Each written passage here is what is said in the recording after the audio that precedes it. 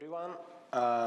First of all, thank you for coming, and thank you for the introduction as well. So my name is Javier, and I'm going to talk about how to build personalized commute agent in Python, only in Python, with Hopsworks, LangGraph, and function calling. So as you know, world models are becoming more and more capable. Recently, we got a couple of releases from OpenAI and also Meta's LLaMA. So with these new models, they basically improved efficiency for long context reasoning and also lower latencies. And especially, they increased the context window, so they allow for more tokens to be handled for the user queries, which is something that we will talk about a little bit later.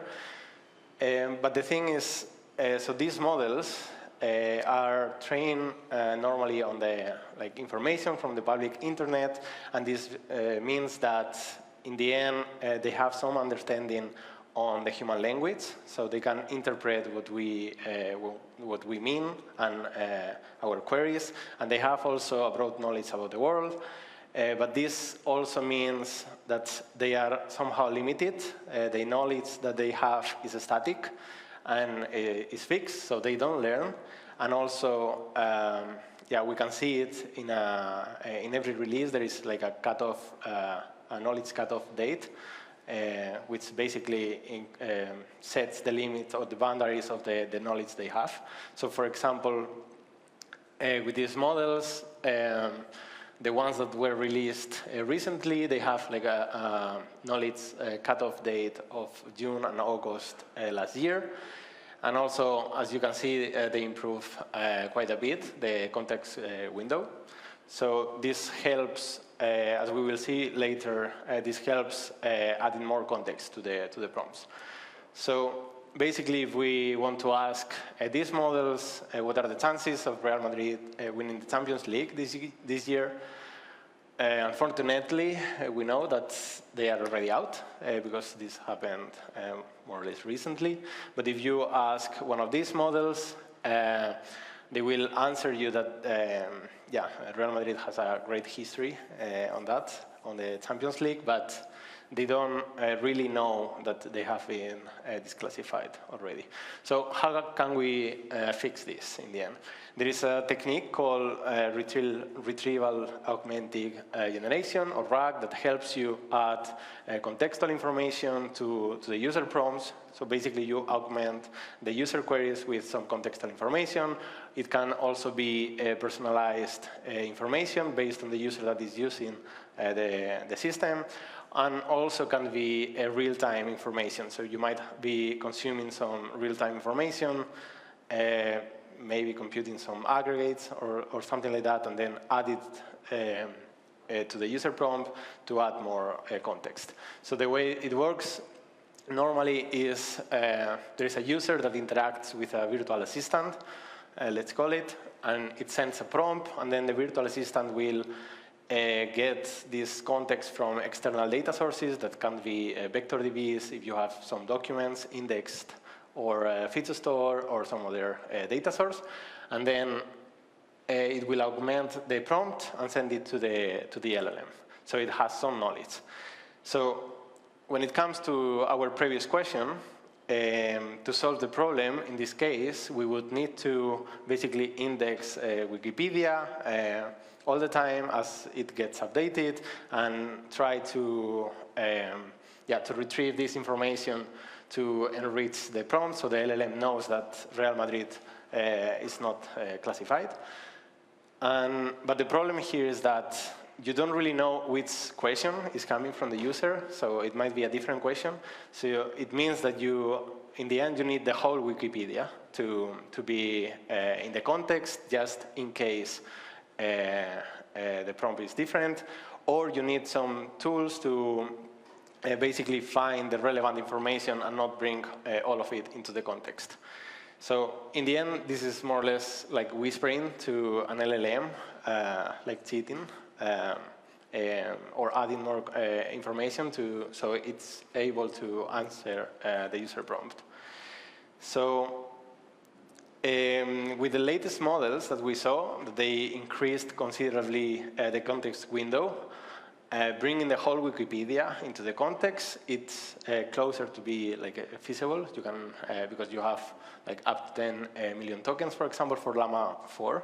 But yeah, it's hard if you want to deploy these top models because they are kind of resource hungry, and they have some GPU requirements. I think for LLaMA 4 it was like 8 to 100 GPUs, so that's pretty expensive as well. So it doesn't work always. So how can we fix this? There is another technique called function calling, in which in the user prompt, when you augment the user prompt, you can specify some functions that are available in the system. You can describe which functions are available in the system with the name of the function and some parameters, and pass it together with the prompt to the LLM.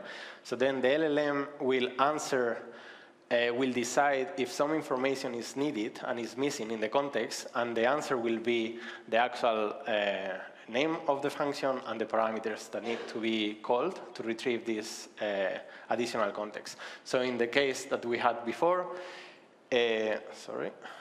so in this one, we get the prompt, then we ask the LLM what to do next, and then we get the answer will be, you need to execute this specific function because I'm missing some information. And the functions that can be implemented are basically as you wish. You can make predictions with another model by querying another endpoint, or you can interact with another LLM system. You can generate some Python code. You can execute, have a function that executes Python code, and so on.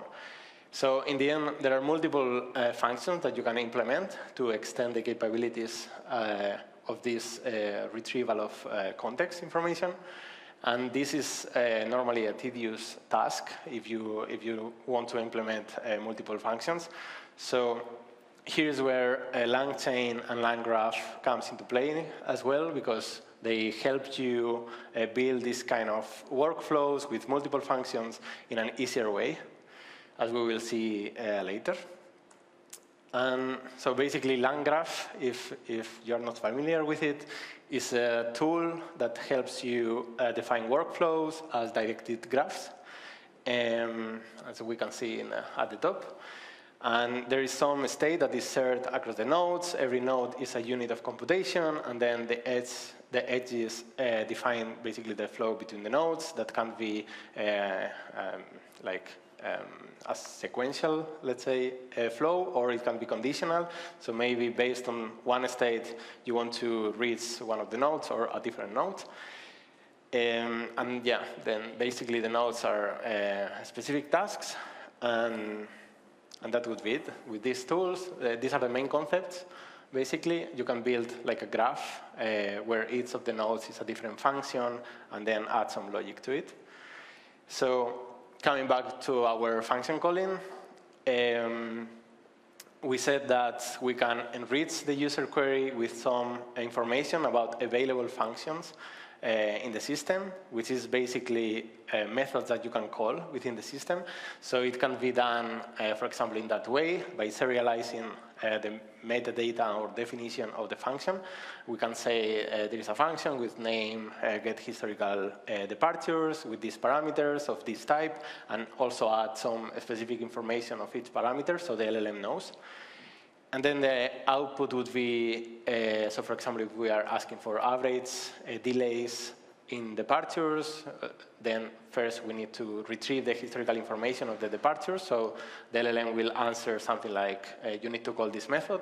And then once we execute that function, we will retrieve that data and add it again to the user to the context for the user query, and send it back to the LLM again.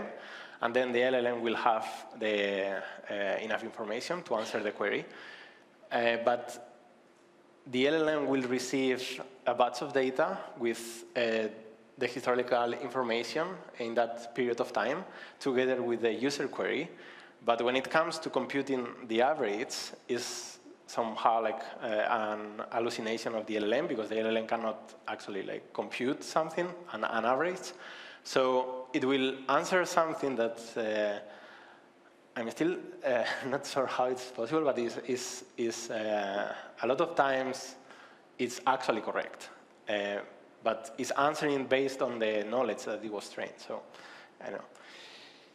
So there is one step further that we can go, which is instead of having multiple functions with the specific name and then information about the parameters, we can actually just, since we have these context windows that are bigger and bigger, we can just pass all the information, and then to make these computations, we can ask the LLM to generate code that will run with this data as an input, and then we'll provide, for example, in this case, the average that we were looking for, and then pass it again to the LLM, and the LLM will just write a beautiful answer, a user-friendly answer with that value which should be correct, because it was actually computed by code.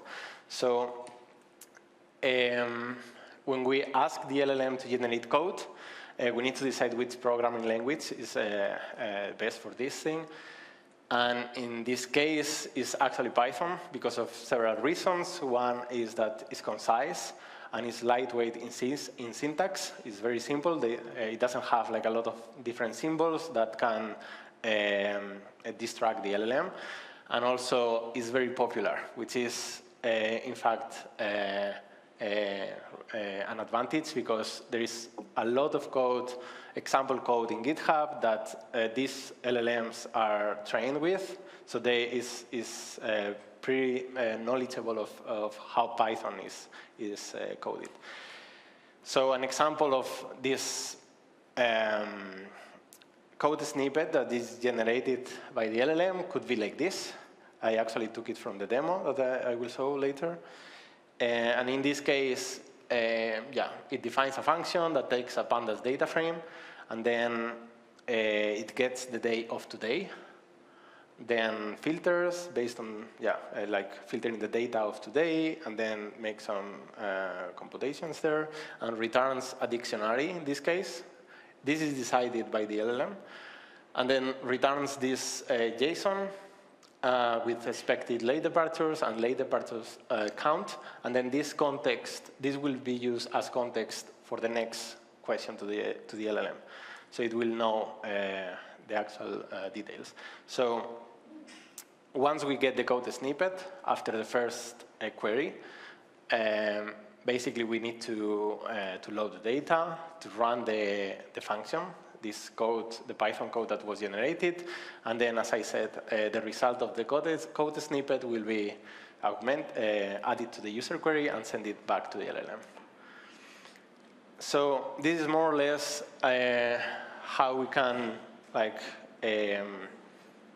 enrich or make the answers of the LLMs more accurate by adding contextual information and also adding more accurate computations via code generation. But when it comes to building LLM systems, in Hopsworks we try always we recommend to follow what is called FTI pipeline architecture, which is composed of 3 different pipelines: the feature, training, and inference pipeline. The first one is for processing data, so you read from an input, you read raw data from a data source, you compute your features for machine learning, and then that's basically the output of the pipeline. Then you have another one which reads these features and labels, which is what you want to predict, trains a model, and outputs a trained model. And then the last one takes this trained model, takes some input features, and then make the predictions. And it outputs the prediction or the answer. And in Hopsworks, we have different abstractions that help users with this process of writing and reading and keeping organized these features and labels, and also the models, as we will see a bit later as well. So the demo that I was building is focused on building a Commute virtual assistant that will use public data from the APIs of the public transport in Stockholm. And it will follow also this architecture. So in the streaming, in the feature pipeline, there is a streaming pipeline that is running continuously and is reading from events from this API that it contains basically departures. So when a bus is expected to come to a specific bus stop, so there is like a scheduled time, expected time, if there are delays, if it was canceled, and these kind of things. So this data will come in and be processed in the feature pipeline, also computing aggregations with time windows. And then it outputs features to the feature groups, which is basically, this is like a table in a database you can think of, where you write this data.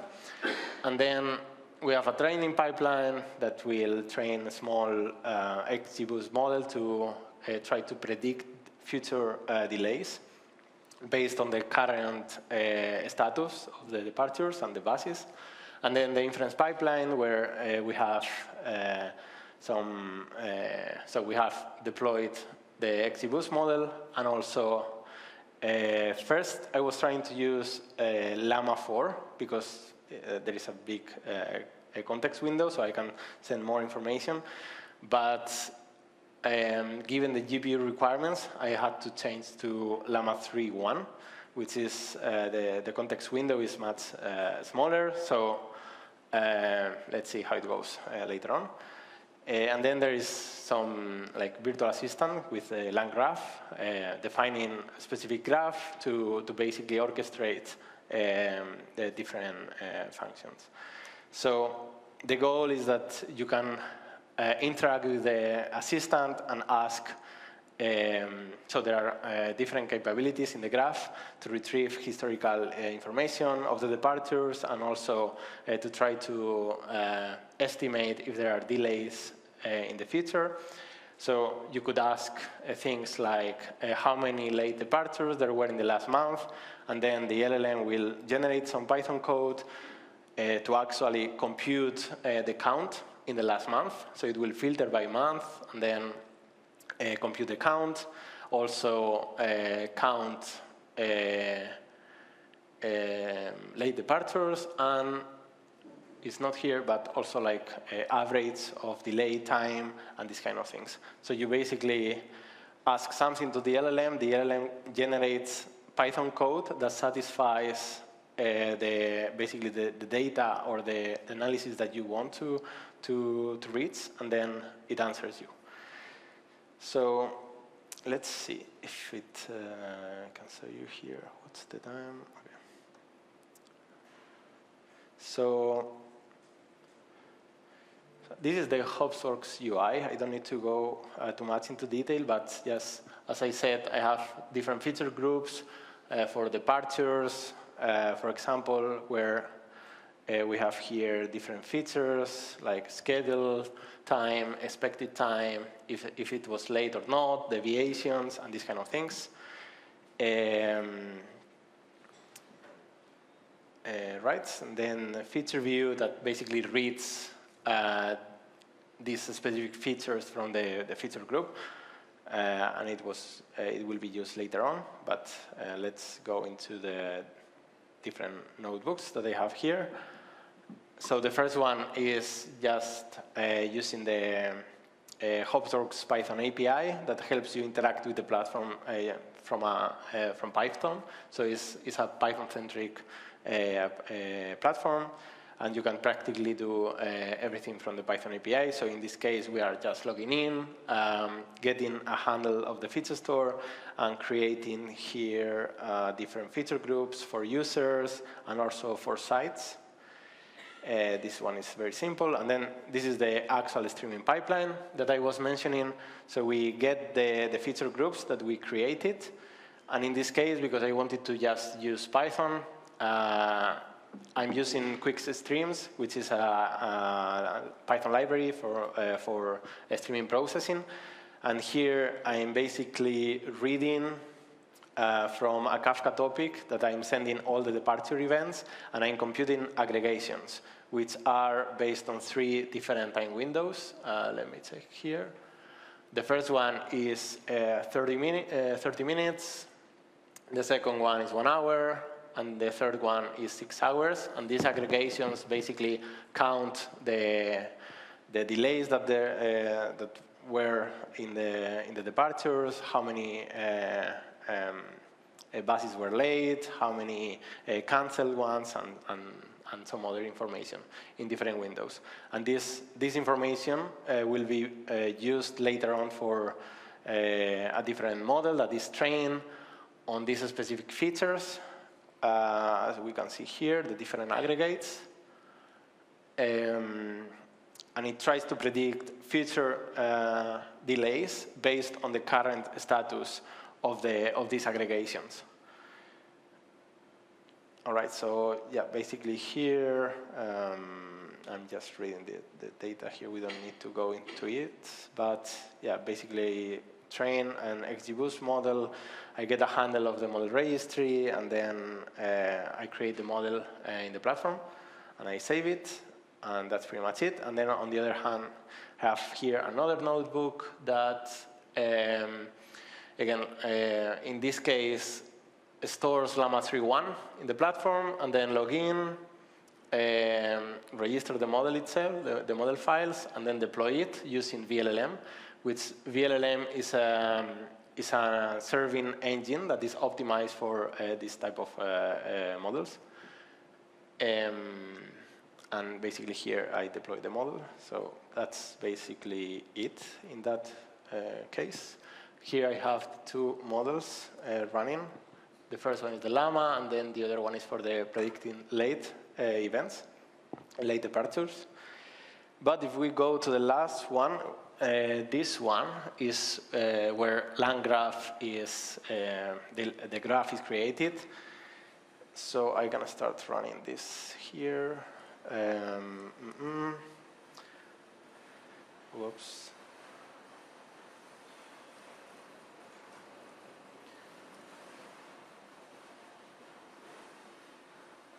Yeah. So for the graph, I basically have 4 different files. Each of them represents 1 node, and just let's look at the names. One is for asking the LLM to generate code. Another one is for evaluating if the context is enough or not.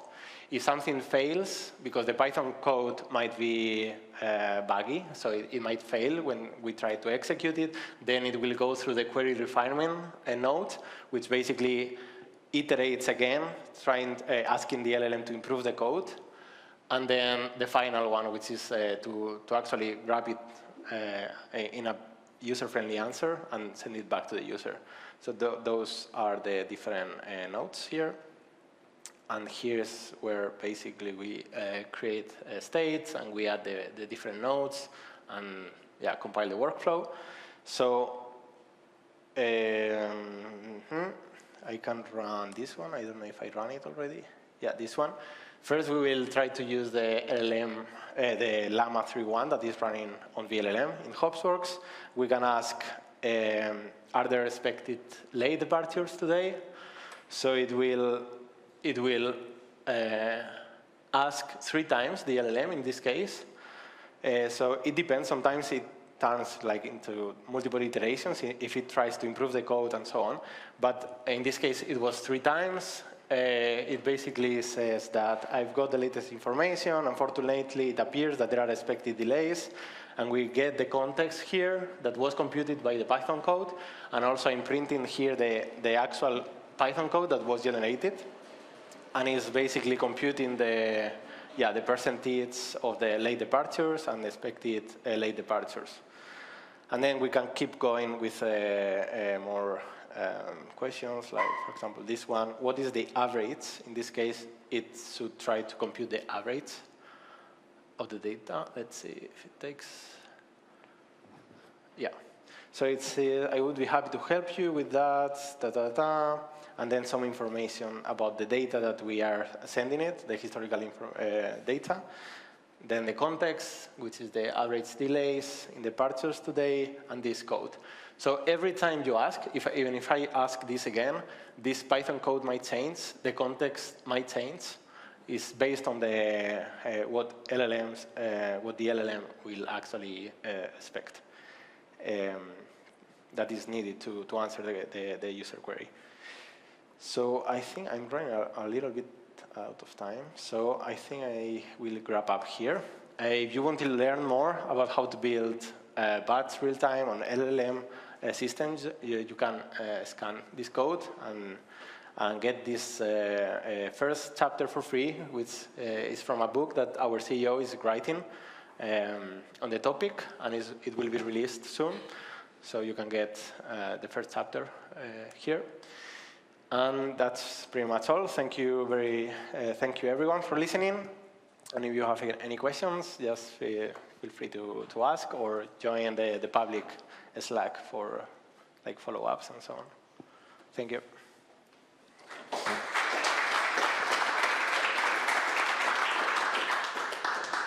Okay, so thank you very much. Yeah. We have one question in Slido. Does LangGraph support automatic retries if generated code fails? For example, if it has a syntax error. Yeah, so that's when you build a graph, basically you can, I saw one of the nodes that was query refinement.